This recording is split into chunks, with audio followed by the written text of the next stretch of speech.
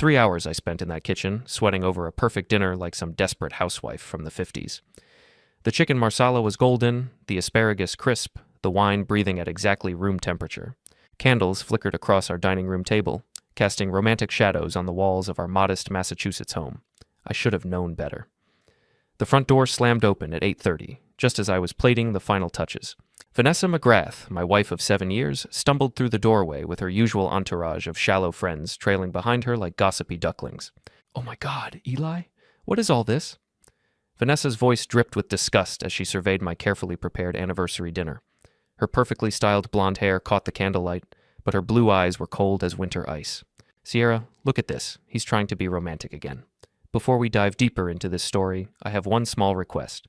Please subscribe, drop a like, and tell me in the comments what city you're watching from."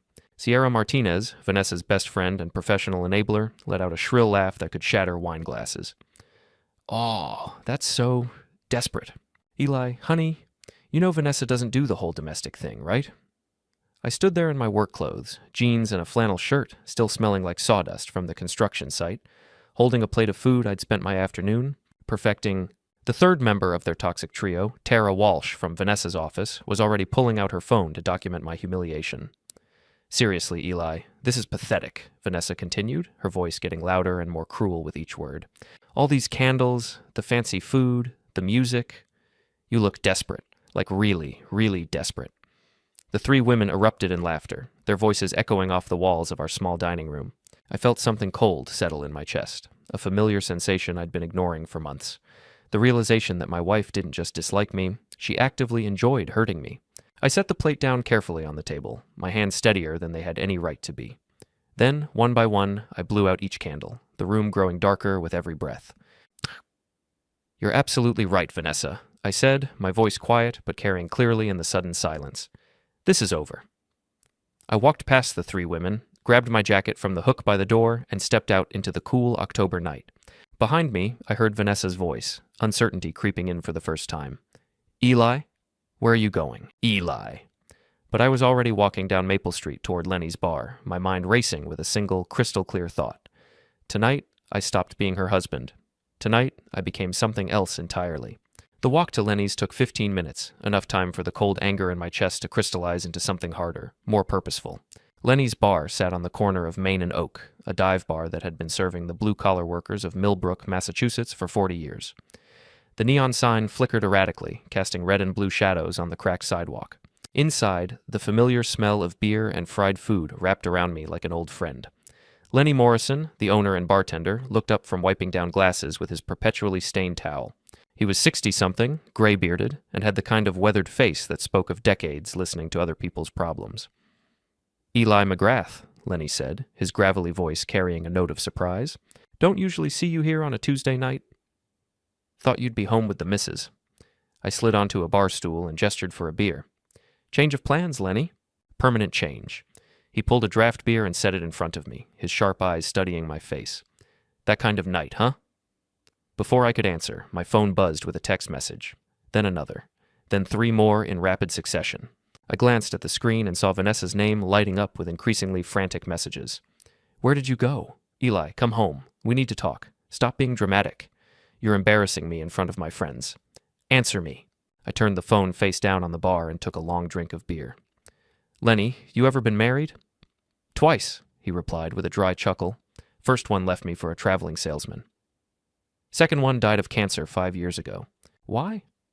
Just wondering when you know it's really over." Lenny leaned against the bar, his expression growing serious. "In my experience, it's not when you stop loving them. It's when you stop caring if they love you back." I nodded, feeling the truth of those words settle in my bones. My phone buzzed again, but I didn't even glance at it this time. "Another beer, Lenny, and maybe some of those wings. Suddenly, I'm hungry." As Lenny moved to get my order, I heard the familiar rumble of a diesel engine outside. Through the window, I saw Mo Patterson's pickup truck pulling into the parking lot. Mo had worked on my construction crew for 8 years, and he had an uncanny ability to show up exactly when I needed him most. The door chimed as Mo walked in, his massive frame filling the doorway.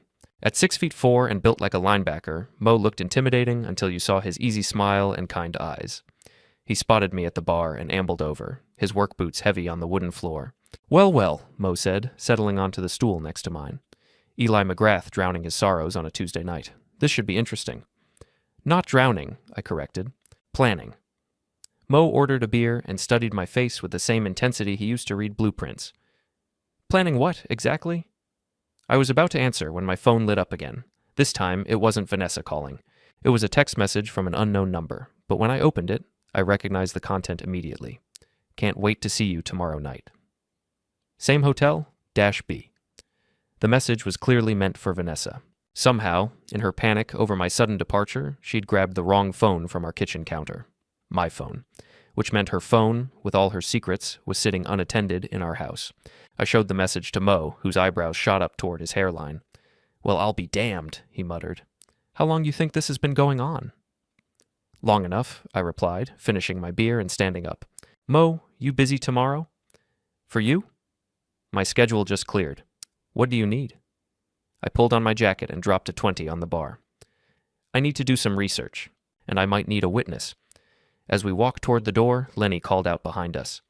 Eli, whatever you're planning, make sure it's worth it. I turned back and met his eyes. Oh, it will be. Trust me. The walk home was quiet, Mo's truck following slowly behind me as I processed what I'd learned. Vanessa was having an affair. The signs had been there for months. Late nights at the office, mysterious phone calls, new clothes, and perfume, but I'd chosen to ignore them. Now, with concrete proof in my hand, I felt something I hadn't experienced in years. Clarity. Our house sat at the end of Maple Street, a modest two-story colonial with white siding and black shutters. Vanessa's car was in the driveway, but Sierra and Tara's vehicles were gone. The living room windows glowed with warm light, and I could see Vanessa pacing back and forth, and probably wondering where I'd disappeared to. I stood on the sidewalk for a moment, looking at the house we'd bought together 5 years ago.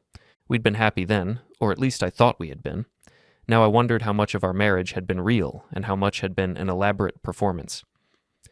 You okay, boss? Mo asked, rolling down his truck window. Yeah, I said, and meant it. I'm better than okay. I'll see you tomorrow morning.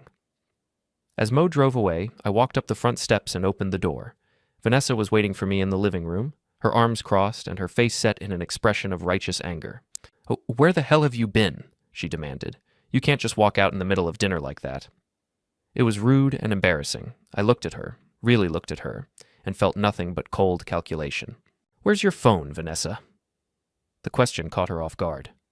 What? Your phone. Where is it? She glanced toward the kitchen, confusion replacing anger on her face.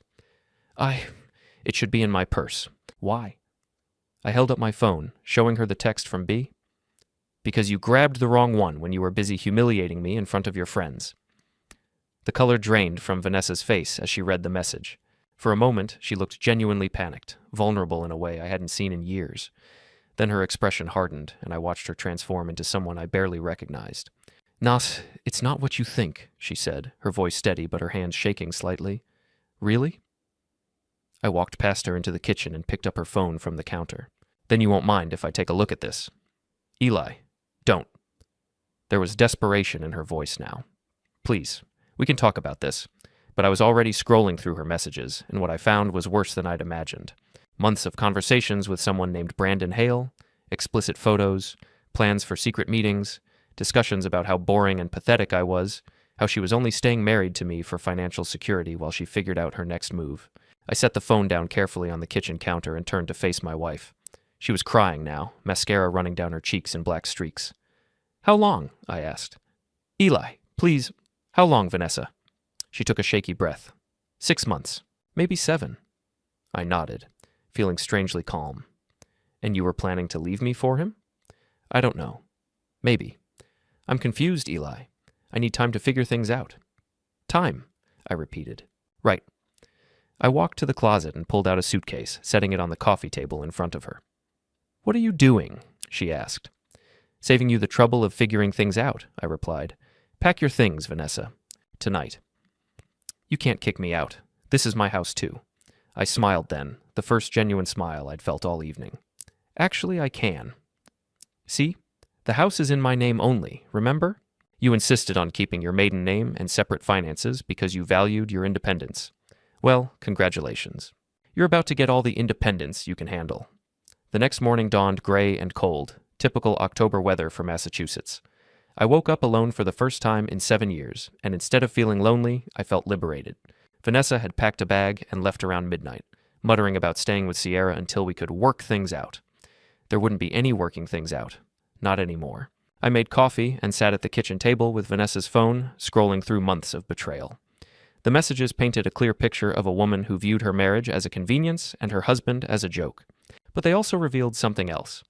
Brandon Hale wasn't just some random guy she'd met at a bar. He was a local entrepreneur, the kind of flashy businessman who drove expensive cars and threw his money around to impress people. More importantly, he was married too. My phone rang at 7:30. Mo's name appeared on the screen. "Morning, boss." His cheerful voice boomed through the speaker. "How'd the rest of your evening go?" "Educational," I replied. "Very educational. You still up for that research project?" "Absolutely." "What do you need me to do?" "Meet me at the diner on Route 9 in an hour. And Mo, bring your camera." The Route 9 diner was a classic Massachusetts establishment, complete with red vinyl booths and a waitress named Dolores, who'd been serving coffee and attitude for 30 years. I arrived first and claimed a corner booth where we could talk without being overheard. Mo showed up 10 minutes later, sliding his bulk into the seat across from me. "All right, Eli, lay it on me.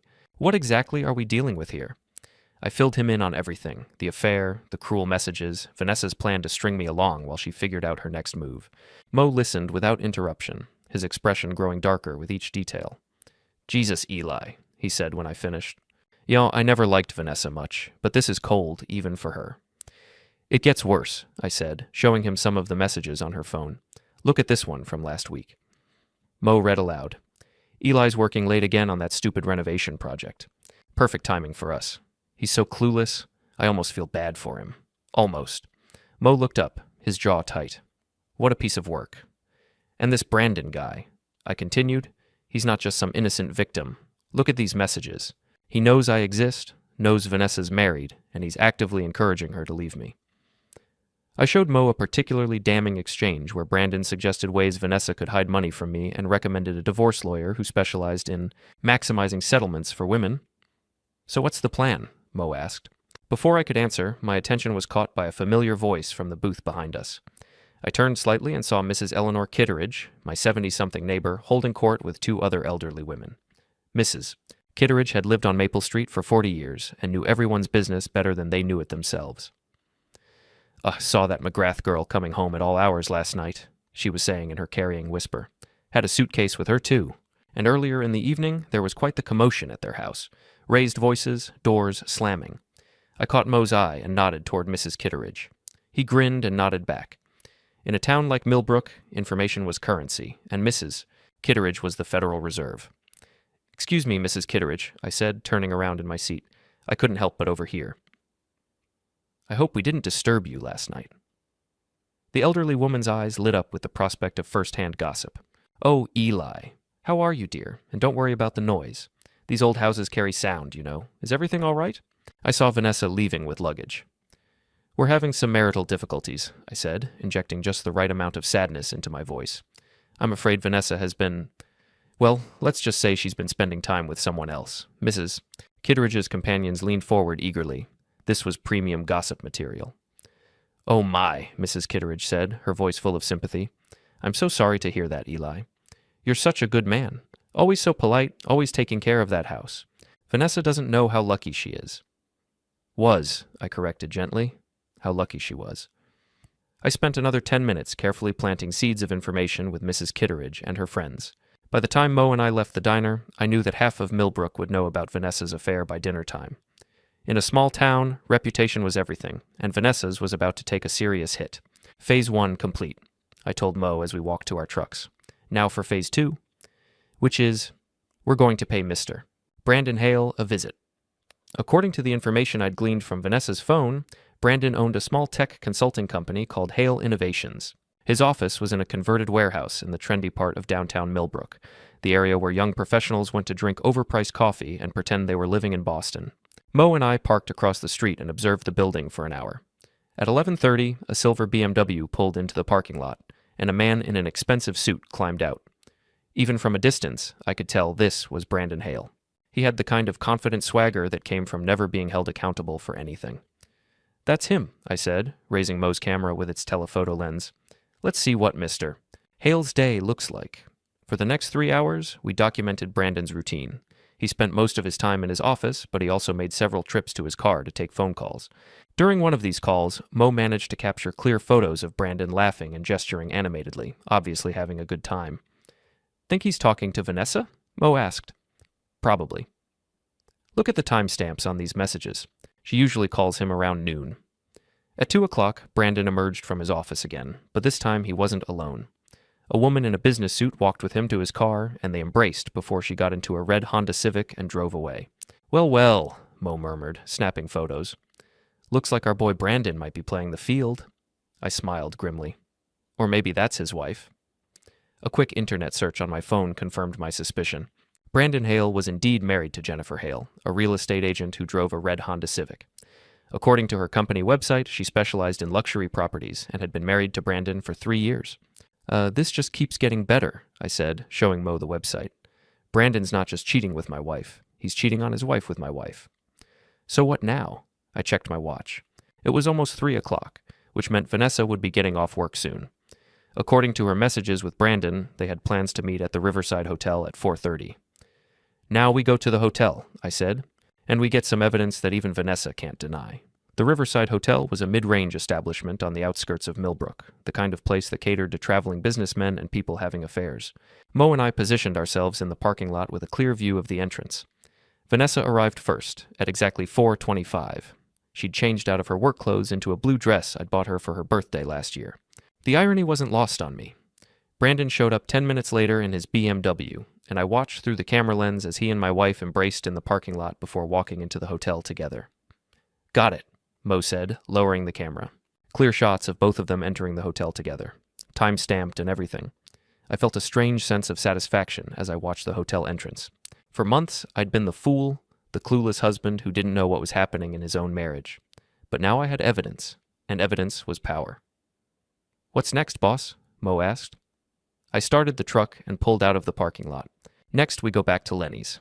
I need to think, and I think better with a beer in my hand.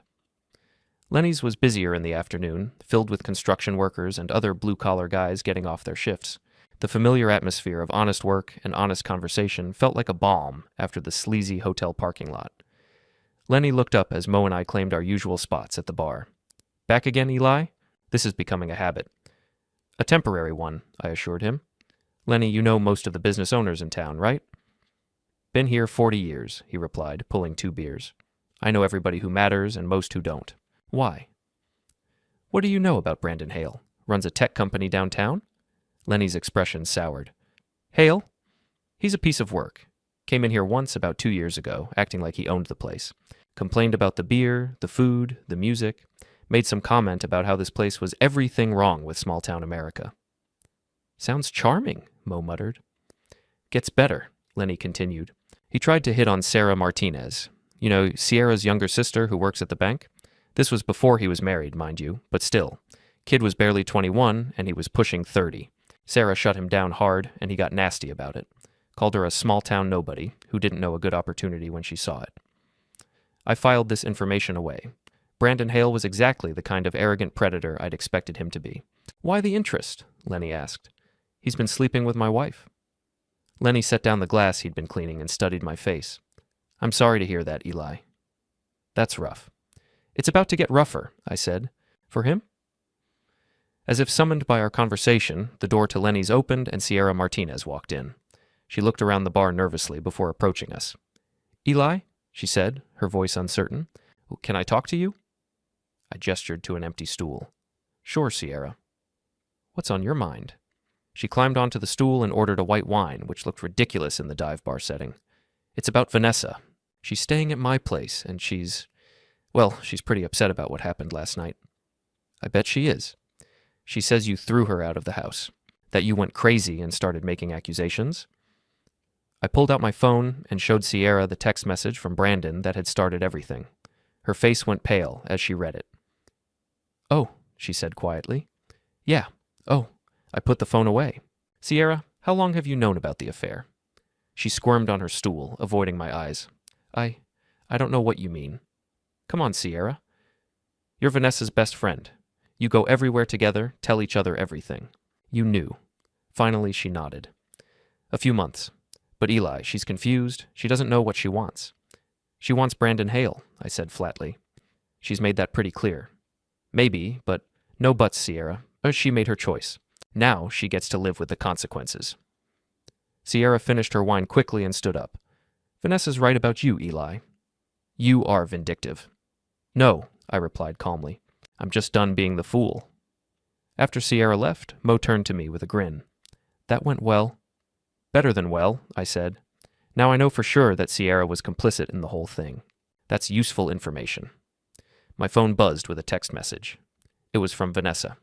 We need to talk. Meet me at the house at 7. I showed the message to Mo. Looks like round 2 is about to begin. Want backup? Not yet. But stay close to your phone. I have a feeling things are about to get interesting. I arrived home at exactly 7 o'clock to find Vanessa's car in the driveway and lights on throughout the house. She'd used her key to let herself in, which technically she had every right to do, but after last night, it felt like a violation. I found her in the living room, sitting on our couch with her hands folded in her lap. She'd been crying. Her eyes were red and puffy, but she'd also clearly spent time on her appearance. Her hair was perfect, her makeup carefully applied. She was dressed in the outfit she knew I liked best, jeans and a soft green sweater that brought out her eyes. It was a calculated performance, and we both knew it. Thank you for coming, she said as I entered the room. Her voice was soft, vulnerable. I wasn't sure you would. I live here, I replied, taking a seat in the armchair across from her. What do you want, Vanessa? I want to fix this. I want to fix us. I studied her face, looking for any sign of genuine remorse. What I saw instead was desperation and calculation, the look of someone who'd been caught and was trying to find a way out. How exactly do you propose to do that? I'll end it with Brandon. I'll delete his number, block him on social media, never see him again. I'll do whatever it takes to earn your trust back. And why would you do that? The question seemed to catch her off guard. Because I love you. Because our marriage is worth fighting for. Our marriage, I repeated slowly. The same marriage you've been making fun of in text messages for the past 6 months? The same marriage you described as boring and suffocating to your boyfriend? Vanessa's carefully composed expression cracked slightly. You read all of them? Every single one, including the ones where you and Brandon discussed the best way to hide assets from me during a divorce. She looked down at her hands. Those were just fantasies. I never meant any of it. Really? So when you told Brandon that I was pathetic and clueless, that was just fantasy too? Eli, please. When you laughed about how I still tried to be romantic, how I still believed we had a real marriage, that was all just make-believe? I was angry, she said, her voice rising. I felt trapped, like I was suffocating. I said things I didn't mean. I leaned back in my chair, feeling strangely calm. You know what, Vanessa? I believe you. I believe you felt trapped and suffocated. But here's the thing. Instead of talking to me about it, instead of trying to work on our marriage, you decided to have an affair. You decided to mock me behind my back and plan your exit strategy while pretending everything was fine. I was scared. Bullshit. The word came out harder than I'd intended, and Vanessa flinched. You weren't scared. You were selfish. You wanted to have your cake and eat it too. You wanted the security of being married to me while getting your excitement from Brandon. Tears started flowing down her cheeks, but I felt nothing. No sympathy, no desire to comfort her, no urge to take back my words. What do you want me to say? She asked. I made a mistake. I'm sorry. I'll do anything to make it right. I want you to tell me the truth. For once in the past 6 months, I want you to be honest with me. She wiped her eyes and looked at me directly. What truth? Were you planning to leave me for Brandon? A long pause, then quietly. I don't know. Maybe. Were you and Brandon discussing ways to maximize your divorce settlement? Another pause. Yes. Did you tell him details about our intimate life, our finances, our private conversations? Yes. Did you enjoy humiliating me in front of your friends last night? This time, the pause was even longer. Yes, she whispered. I nodded, feeling a strange sense of relief. Finally, the truth. Thank you, I said. That's all I wanted to hear. Vanessa looked up hopefully. So we can work on this. We can try to fix things? I stood up and walked to the window, looking out at our quiet street. Mrs. Kitteridge was in her front yard, pretending to water her flowers while obviously watching our house. In a few hours, she'd probably know every detail of this conversation. No, Vanessa, we can't. But I told you the truth. I was honest with you. You were honest because I forced you to be, because I had evidence you couldn't deny. That's not the same thing as genuine remorse. I turned back to face her. Do you love Brandon? She hesitated. I care about him. That's not what I asked. Do you love him? I don't know. Yes, you do. You're just afraid to say it because you think it'll hurt your chances of reconciling with me. More tears, but I was immune to them now. Eli, please. I don't want to lose you. You don't want to lose me, or you don't want to lose what I represent? The house, the stability, the safety net while you figure out what you really want? She didn't answer, which was answer enough. Here's what's going to happen, I said, sitting back down. You're going to move out. Permanently. You can stay with Sierra or find your own place. I don't care which. We're going to get divorced, and it's going to be as amicable as possible because neither of us wants our dirty laundry aired in public. And if I refuse, I smiled, and something in my expression made her shrink back into the couch. Then things get ugly. Then I start sharing those text messages with people. Then I contact Brandon's wife and let her know what her husband's been up to. Then I make sure everyone in Millbrook knows exactly what kind of person you really are. You wouldn't. Try me. We stared at each other for a long moment. Finally, Vanessa looked away. You've changed, she said. You're not the man I married. You're right. The man you married was a fool who believed his wife loved him. That man is gone. She gathered her purse and stood up. I need time to think about this. You have 24 hours to decide. After that, I start making phone calls. Vanessa walked to the door, then turned back. What happened to you, Eli? When did you become so cold? Last night, I replied. When my wife told me I was pathetic for trying to save our marriage. After she left, I poured myself a glass of whiskey and sat in my kitchen, thinking. The house felt different now. Not empty, but clean. Like a weight had been lifted. My phone rang. Mo's name appeared on the screen. How'd it go? He asked. Better than expected. She admitted everything. And now we move to phase 3. Which is? I took a sip of whiskey and smiled. Now we let the whole town know what kind of people Brandon Hale and my wife really are. The next morning, I woke up with a clear head and a definite plan. Vanessa had made her choice months ago when she started her affair. Now it was time for her to face the consequences. I started with a phone call to Jennifer Hale, Brandon's wife. According to her real estate website, she worked out of an office on Main Street. I dialed the number and waited. Hale Realty, this is Jennifer. Mrs. Hale, my name is Eli McGrath. I think we need to talk about your husband. There was a pause. I'm sorry, who is this? I'm the husband of the woman your husband has been having an affair with for the past 6 months. A longer pause. I think you have the wrong number. Brandon Hale drives a silver BMW, owns a tech consulting company. Yesterday, at 2 o'clock, he met you in his office parking lot. You were wearing a navy blue suit, and you kissed him before getting into your red Honda Civic. How do you... She stopped herself. Are you some kind of stalker? No, ma'am. I'm a man whose wife has been cheating on him with your husband. I have photos, text messages, and hotel records. I thought you deserved to know. Another long pause. When Jennifer Hale spoke again, her voice was different, harder, more controlled. What do you want? Nothing from you. I just thought you had a right to know what your husband's been doing with his afternoons. Can you prove what you're saying? Absolutely. Would you like me to email you some evidence? Yes.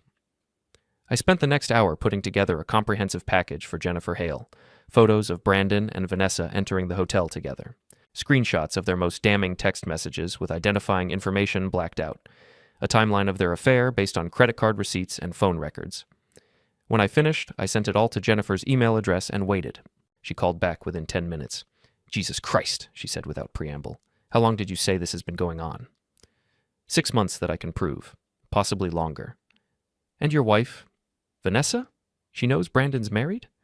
Oh, yes. They've discussed it extensively. In fact, Brandon encouraged her to hide assets from me in preparation for our divorce. I heard Jennifer take a shaky breath. That bastard. I'm sorry, Mrs. Hale. I know this must be difficult. Difficult? She let out a bitter laugh. Difficult doesn't begin to cover it. We just bought a house together. We've been trying to have a baby. I felt a stab of sympathy for her. Whatever Brandon and Vanessa had done to me, Jennifer Hale was an innocent victim in all this. "What are you going to do?" I asked. "I'm going to destroy him," she said, her voice cold as winter ice. "I'm going to take everything he has and leave him with nothing. If you need any additional evidence, I'll call you. And Mr. McGrath, thank you. I know this couldn't have been easy for you." After I hung up, I felt a grim satisfaction. Brandon Hale's day was about to get very interesting. By noon, the first domino had fallen. Jennifer Hale worked fast. I was having lunch at the Route 9 diner when my phone rang. It was Mo, and he sounded excited. "Boss, you need to get down to Brandon Hale's office, like right now." "Why?" "What's happening?" "Just get down here. Trust me, you don't want to miss this." I drove to downtown Millbrook and parked across from Hale Innovations. Mo was waiting in his truck, a huge grin on his face. "What's going on?" I asked, sliding into his passenger seat. "Jennifer Hale showed up about 20 minutes ago," Mo said, handing me a pair of binoculars. "She's in there right now, and from the sound of it, she's not happy." Even from across the street, we could hear raised voices coming from Brandon's office. Through the large windows, I could see two figures gesticulating wildly at each other. "She brought backup too," Mo added, pointing to a black sedan parked near the building entrance. "That's her divorce lawyer. Guy named Peterson. I looked him up. He's got a reputation for being ruthless." As we watched, the office door burst open and Jennifer Hale stormed out, followed by Brandon. Even from a distance, I could see that Brandon looked panicked. "Jennifer, please." Brandon's voice carried across the street. "Let me explain." "Explain what?" Jennifer shouted back. "Explain how you've been screwing some married woman for 6 months? Explain how you encouraged her to hide money from her husband? Explain how you called me boring in your text messages?" Brandon tried to grab her arm, but Jennifer shook him off violently. "Don't touch me. Don't ever touch me again." The lawyer emerged from the office building, carrying a briefcase and looking satisfied. He said something to Jennifer, who nodded curtly before getting into her Honda and driving away with a screech of tires. Brandon stood in the parking lot for a moment, looking lost. Then he pulled out his phone and made a call. I had a pretty good idea who he was calling. "Think he's calling Vanessa?" Mo asked. "Guaranteed. This is about to get very interesting. We didn't have to wait long." Within 15 minutes, Vanessa's car pulled into the parking lot. She got out and ran to Brandon, who immediately started talking rapidly and gesticulating wildly. "Can you hear what they're saying?" I asked. Mo rolled down his window slightly. "Something about lawyers and divorce papers." Brandon sounds freaked out. I watched my wife comfort her lover in a public parking lot, and I felt nothing but cold satisfaction. They'd created this mess together. Now they could deal with the consequences together. My phone buzzed with a text message from Vanessa. "We need to talk. Now." I showed the message to Mo, who chuckled. "Looks like the chickens are coming home to roost." "Let them squawk," I replied. "I'm busy." Instead of responding to Vanessa, I drove to Lenny's bar. It was early afternoon, so the place was relatively quiet. Lenny was restocking beer bottles behind the bar. "Eli," he said, looking up as I entered. "You look like a man with a story to tell." "Getting more interesting by the hour," I replied, taking my usual seat. "Beer me, Lenny." As Lenny pulled my drink, the door opened and Mrs. Kitteridge walked in. This was unusual. Mrs. Kitteridge wasn't typically a bar patron, but she made a beeline for my table. "Eli, dear," she said, settling onto the stool next to mine. "I hope you don't mind the intrusion, but I wanted to check on you. There's been quite a lot of activity at your house today." "Oh." Vanessa came by around 10 this morning with several suitcases. She seemed very upset. Then around 11, a man in an expensive car pulled up. They had what appeared to be a very heated discussion in your driveway. I nodded, unsurprised. "That would be Brandon Hale." Mrs. Kitteridge's eyes lit up. "Ah, the other man. I've heard about him. Jennifer Hale's husband, correct?" "You know Jennifer?" "Of course, dear. I sold my late husband's car through her agency last year. Lovely woman, very professional." Mrs. Kitteridge paused meaningfully. "I do hope someone has informed her about her husband's extracurricular activities." "Someone has," I confirmed. Mrs. Kitteridge smiled with satisfaction. "Good. A woman has a right to know when her husband is making a fool of her." She ordered a sherry, which seemed to surprise Lenny, and settled in for a proper gossip session. "Now, Eli, I don't want to pry, but the whole neighborhood is talking. Is it true that Vanessa has been carrying on with this Brandon fellow for months?" "It's true." "And you found out through text messages?" "Among other things." Mrs. Kitteridge shook her head sadly. "These young women today have no sense of discretion. In my day, if you were going to have an affair, you at least had the courtesy to be subtle about it. Lenny snorted. Eleanor, are you advocating for adultery? I'm advocating for common sense, she replied primly.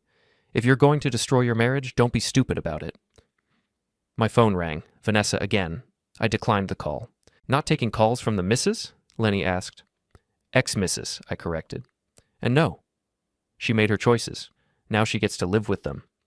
Mrs. Kitteridge raised her sherry glass. To consequences, then. To consequences, I agreed, raising my beer. We were interrupted by the entrance of Sierra Martinez, who looked frazzled and angry. She spotted me at the bar and marched over. Eli, what the hell did you do? I'm going to need you to be more specific, Sierra. You know damn well what I'm talking about. Vanessa is hysterical. Brandon's wife showed up at his office with a lawyer. Their whole lives are falling apart. Gee, that's terrible, I said, taking a sip of beer. Really breaks my heart. This is your fault. You could have handled this privately, but instead you decided to destroy them publicly. Mrs. Kitteridge cleared her throat delicately. Excuse me, dear, but didn't they destroy themselves? Eli didn't force them to have an affair. Sierra whirled on the elderly woman. This is none of your business. On the contrary, Mrs.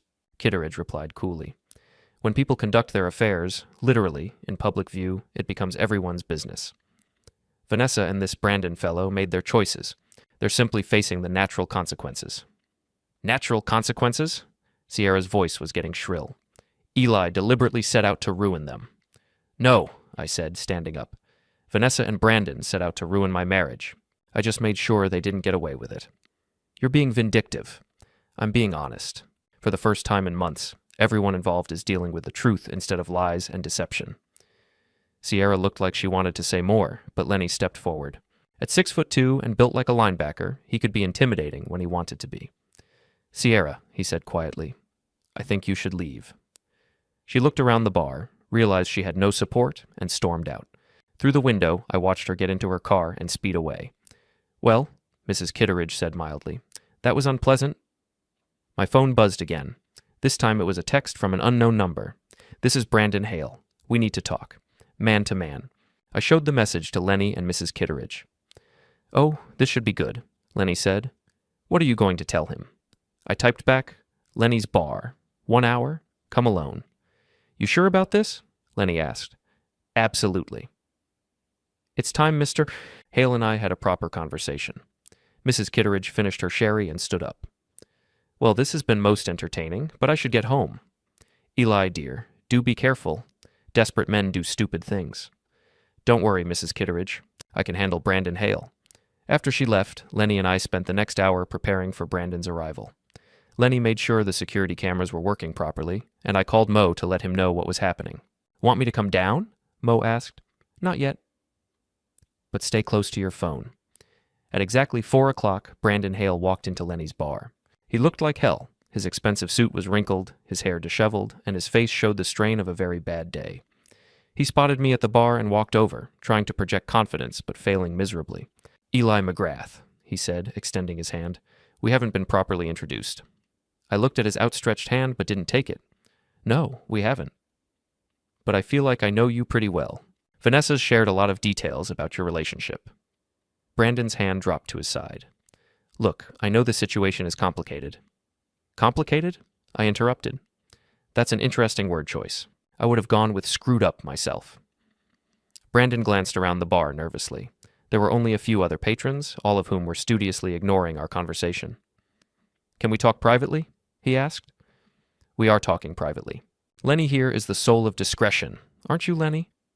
Haven't heard a word, Lenny confirmed, polishing a glass.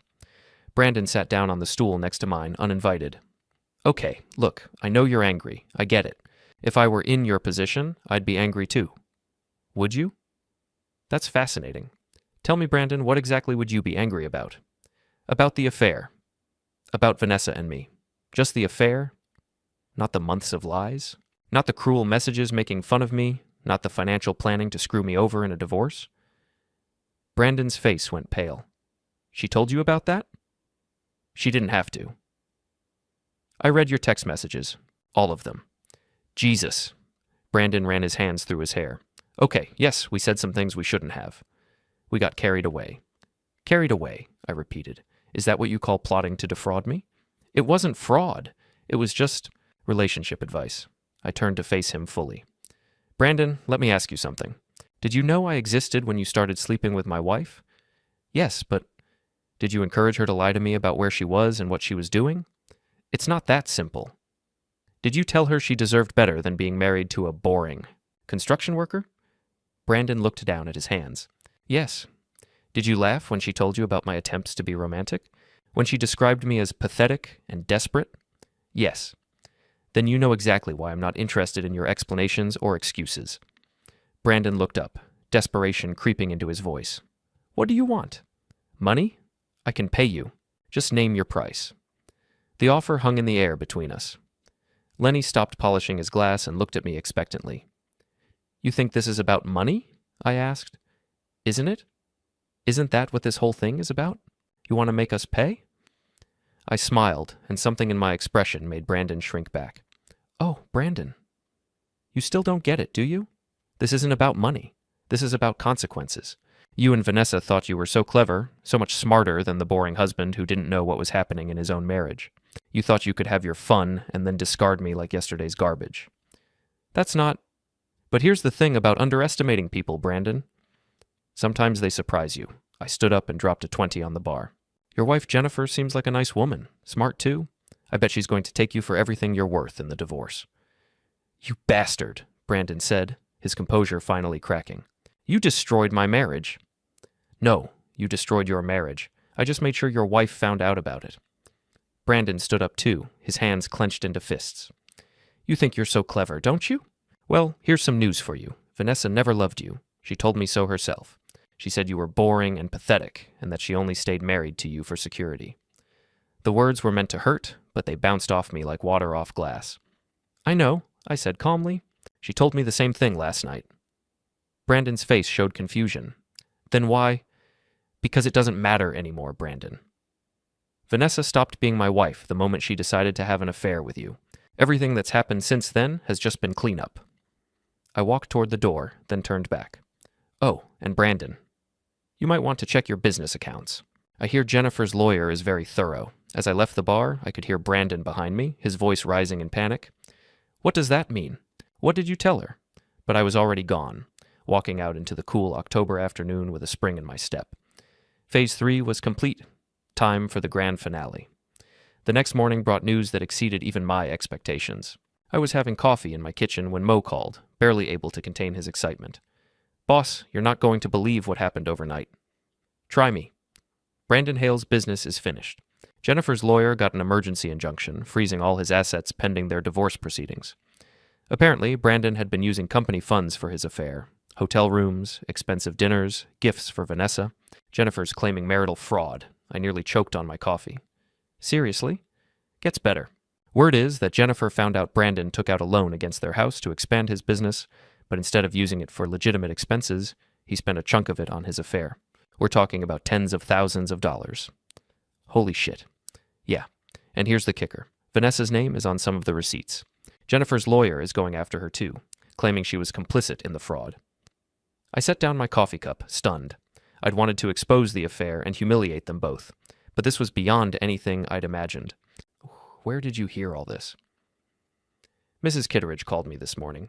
Apparently Jennifer Hale called her last night asking about Brandon's character. Your neighbor lady gave quite the earful about what she'd observed. I had to smile. Mrs. Kitteridge was turning out to be a valuable ally. There's more, Mo continued. Sierra Martinez showed up at your house about an hour ago. She looked pretty upset. Vanessa was with her, and they were loading more stuff into Sierra's car. Moving out completely? Looks like it. And boss? Vanessa looked terrible, like she hadn't slept in days. After Mo hung up, I sat in my kitchen processing this information. In less than 48 hours, Brandon and Vanessa's affair had gone from a secret betrayal to a public scandal with potential criminal implications. The speed of their downfall was almost breathtaking. My phone rang. It was Jennifer Hale. Mr. McGrath, I hope you don't mind me calling. I wanted to update you on what's happening. Not at all, Mrs. Hale. I hear things are moving quickly. Very quickly. My lawyer discovered that Brandon has been systematically stealing from our joint accounts and his business to fund his affair with your wife. We're talking about over $60,000. I whistled low. That's serious money. It gets worse. Some of the charges were for expensive jewelry and clothing that he gave to Vanessa. Legally, she could be considered an accessory to fraud. What does that mean for her? At minimum, she'll have to return everything or pay its value. At worst, she could face criminal charges if the district attorney decides to prosecute. I felt a strange mix of satisfaction and concern. I'd wanted Vanessa to face consequences for her betrayal, but criminal charges seemed extreme. Mrs. Hale, I appreciate you keeping me informed, but why are you telling me this? Because I want you to know that I don't blame you for any of this. You were a victim too, and because I wanted to ask you a favor. What kind of favor? I know this is awkward, but I'd like to meet with you in person. There are some things about Brandon and Vanessa that I think you should know. We agreed to meet at a coffee shop in the next town over, away from Millbrook's gossip network. Jennifer Hale turned out to be a composed, intelligent woman in her early 30s with auburn hair and green eyes. She looked tired but determined. Thank you for meeting me, she said as we settled into a corner booth. I know this situation is uncomfortable for both of us. How are you holding up? Better than I expected, actually. The shock is wearing off, and now I'm just angry. She took a sip of her coffee. I've been married to Brandon for 3 years, and apparently I never knew him at all. What do you mean? Jennifer reached into her purse and pulled out a manila folder. After you called me yesterday, I did some digging. Brandon's been lying about more than just the affair. She opened the folder and showed me bank statements, credit reports, and business documents. His company is failing, has been for over a year. He's been hiding the losses from me while taking on more and more debt. I studied the papers. The numbers were damning. Brandon's business was hemorrhaging money, and he'd been using personal credit and home equity loans to keep it afloat. He told me the business was thriving, Jennifer continued. Said we were going to expand, maybe open a second location. Instead, he was stealing from our joint accounts to cover his losses and fund his affair with your wife. Jesus, Jennifer. I'm sorry. Don't be. I'm better off knowing the truth. She leaned forward. But here's what I really wanted to tell you. Vanessa knew. Knew what? About Brandon's financial problems. I found emails between them discussing it. She was encouraging him to hide his business losses from me while they planned their future together. Jennifer showed me printed emails that made my blood run cold. In them, Vanessa and Brandon discussed strategies for concealing his failing business, ways to transfer assets before his creditors could seize them, and plans for starting fresh together once they'd both divorced their spouses. They weren't just having an affair, I said, reading through the emails. They were planning to commit fraud. Exactly. And they were going to leave us holding the bag for Brandon's debts. I sat back in the booth, stunned. I'd thought I understood the scope of Vanessa's betrayal, but this was far worse than simple adultery. She'd been actively plotting to destroy my financial future. What happens now? I asked. Now Brandon faces the consequences. My lawyer is pushing for criminal charges. Even if the DA doesn't prosecute, Brandon will lose everything in the divorce. The house, the business, his reputation, all of it.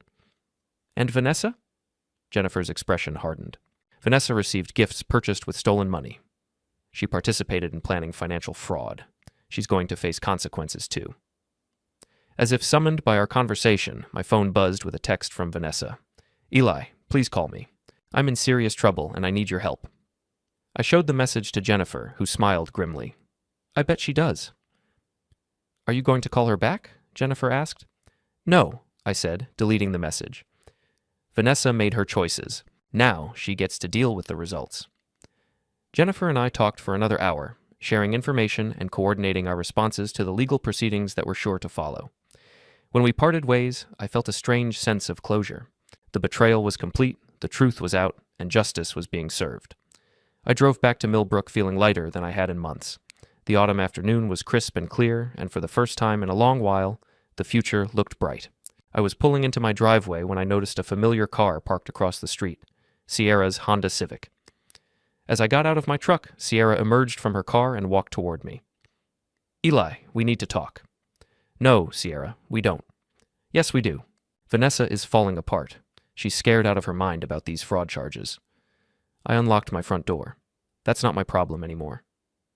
Sierra followed me up the walkway. How can you be so cold? She's your wife. Ex-wife, I corrected, opening the door. And she stopped being my concern the moment she decided to betray me. She made a mistake. I turned to face Sierra, and she took a step back at whatever she saw in my expression. A mistake is forgetting to pick up milk at the store. A mistake is running a red light. What Vanessa did was a deliberate, calculated betrayal that went on for months. She loves you. No, she doesn't. She told me so herself. She said I was boring and pathetic and that she only stayed married to me for security. Sierra's face crumpled. She didn't mean that. Yes, she did. And you know what? I'm glad she said it, because now I know exactly where I stand. I started to go inside, but Sierra grabbed my arm. Eli, please. She's talking about hurting herself. I'm scared. For a moment, I felt a flicker of the old concern, the protective instinct that had made me a good husband for 7 years. Then I remembered the emails Jennifer had shown me, the months of cruel messages, the elaborate plans to defraud me. If you're genuinely worried about Vanessa's mental health, call a professional, I said, gently removing her hand from my arm. Call her doctor, call a crisis hotline, call the police if necessary. But don't call me. You bastard, Sierra whispered. Maybe. But I'm a bastard who knows his worth now. I went inside and closed the door, leaving Sierra standing on my front porch. Through the window, I watched her walk back to her car, shoulders shaking with sobs. My phone rang almost immediately. It was Mo. Hey boss, just wanted to let you know. Word around town is that Brandon Hale's been arrested. Arrested? For what? Fraud, embezzlement, maybe more. The cops showed up at his office about an hour ago and led him away in handcuffs. Made quite the scene. I sank into my favorite chair, overwhelmed by the speed of events. What about Vanessa? No arrest yet, but I heard the police want to talk to her. Something about receiving stolen property. After Mo hung up, I sat in my living room as the sun set outside my windows. In 3 days, my entire life had changed. My marriage was over, my wife was facing potential criminal charges, and I was alone in the house we'd shared for 5 years. But instead of feeling sad or lonely, I felt free. The doorbell rang around 8 o'clock. I opened it to find Mrs. Kitteridge standing on my porch with a covered dish. Good evening, Eli. I brought you some pot roast. Figured you might not feel like cooking tonight. That's very kind of you, Mrs. Kitteridge. She stepped inside without being invited, looking around the living room with sharp eyes. How are you holding up, dear? Better than I expected? Good. You're well rid of her, you know. Vanessa never appreciated what she had. We sat in my kitchen while I heated up the pot roast. Mrs. Kitteridge filled me in on the latest neighborhood gossip. Apparently the entire street was buzzing with news of Brandon's arrest and speculation about Vanessa's involvement. The Martinez girl was here earlier, Mrs. Kitteridge said, crying and carrying on. Made quite the spectacle. Sierra's upset about Vanessa's situation. Sierra's upset because she's realizing she might be in trouble too. I looked up from my plate. What do you mean? Think about it, Eli. Sierra knew about the affair for months. She helped cover for Vanessa, provided alibis, probably even helped plan some of their meetings. If the police are looking at this as a conspiracy, Sierra could be considered an accessory. The thought hadn't occurred to me, but Mrs. Kitteridge was right. Sierra had been actively complicit in Vanessa's deception. The whole thing's going to come out in court, Mrs. Kitteridge continued. All the lies, all the planning, all the people who knew and said nothing. It's going to be quite the scandal. As if to punctuate her words, my phone buzzed with yet another text from Vanessa. Please, Eli, I know I don't deserve your help, but I'm begging you. I can't go to prison. I deleted the message without responding. Not answering? Mrs. Kitteridge asked. Nothing left to say? She nodded approvingly. Good. A man needs to know when to walk away. After Mrs. Kitteridge left, I spent the evening going through the house, removing traces of Vanessa's presence. Photos came down from the walls, her books went into boxes, her remaining clothes got bagged up for donation. With each item I removed, I felt lighter. By the time I went to bed, the house felt like mine again. The next morning brought the final act of this drama. I was having coffee and reading the local newspaper, which featured Brandon's arrest on the front page, when there was a knock at my door. I opened it to find 2 police officers standing on my porch. Mr. McGrath? I'm Detective Sarah Collins, and this is Officer Martinez. We'd like to ask you some questions about your wife's relationship with Brandon Hale. I invited them in and spent the next 2 hours providing a detailed account of everything I knew. I showed them the text messages, the emails Jennifer had shared with me, and the timeline of events I'd documented. This is very helpful, Mr. McGrath, Detective Collins said as they prepared to leave. I have to ask, are you planning to reconcile with your wife? Absolutely not. Good. Because I should warn you, this case is going to get messy. There will probably be media attention, and your personal life is going to become very public. I understand. After the police left, I called my lawyer to discuss divorce proceedings. Then I called my boss to let him know I might need some time off to deal with legal matters. Finally, I called Mo. It's over, I told him. The investigation? Everything. The marriage, the lies, all of it. The police have everything they need, Vanessa's going to be arrested, and I'm filing for divorce. How do you feel about it?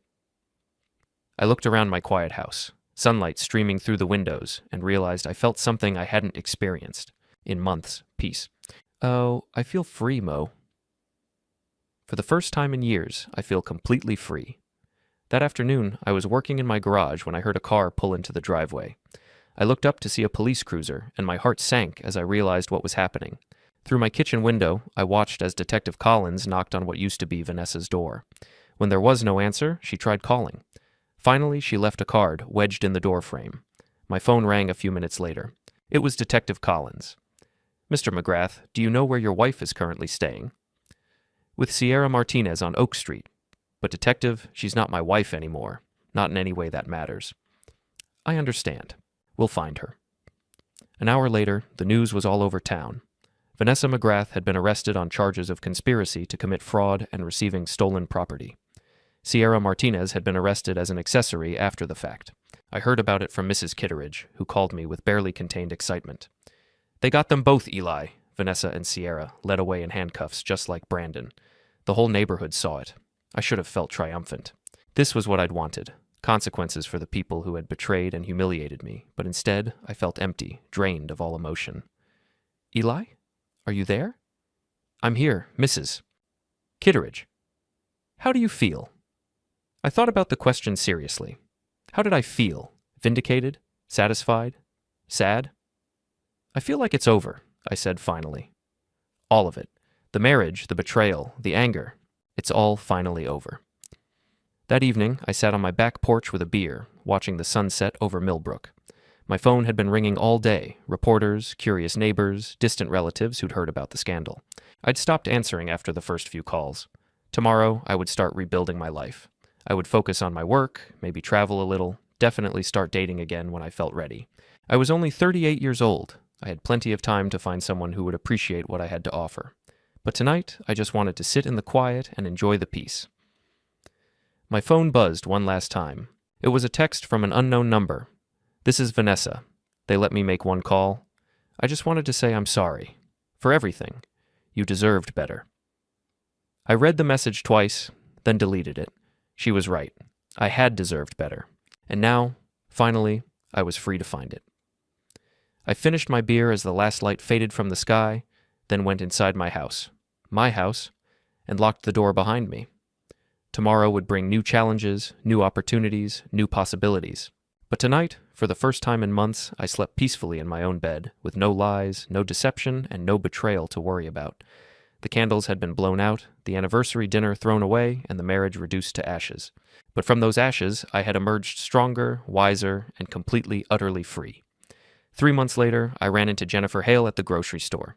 She looked healthy and happy, her divorce finalized, and her life back on track. Eli? She said, genuinely pleased to see me. How are you doing? Good, I said, and meant it. Really good. How about you? Excellent. I got the house, Brandon's in prison for 2 years, and I'm rebuilding my business. She paused. I heard about Vanessa's sentencing? Vanessa had received 18 months in prison and 5 years probation. Sierra got 6 months and community service. Both women had been required to pay substantial restitution. It's behind me now, I said. Good for you. You know, Eli, I always wondered, do you regret exposing the affair? Some people might have just quietly divorced and moved on. I thought about her question as I loaded groceries into my truck. Did I regret it? Did I regret the public scandal, the criminal charges, the complete destruction of my ex-wife's life? No, I said finally. I don't regret it at all. They made their choices, and they faced the consequences. That's how the world should work. Jennifer smiled. I couldn't agree more. As I drove home through the streets of Millbrook, I reflected on how much had changed. The house on Maple Street was mine alone now, painted and renovated to my taste. I'd started dating a teacher named Rebecca who appreciated my cooking and never made me feel desperate for trying to be romantic. Mrs. Kitteridge still brought me gossip and casseroles,